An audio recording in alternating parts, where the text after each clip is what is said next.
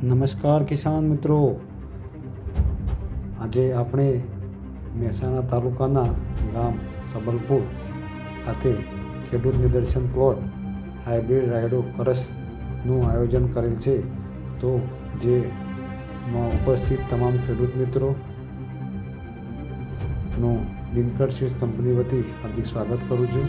તો આપ પણ નિહાળી શકો છો હાઇબ્રિડ રાયડો કરસ.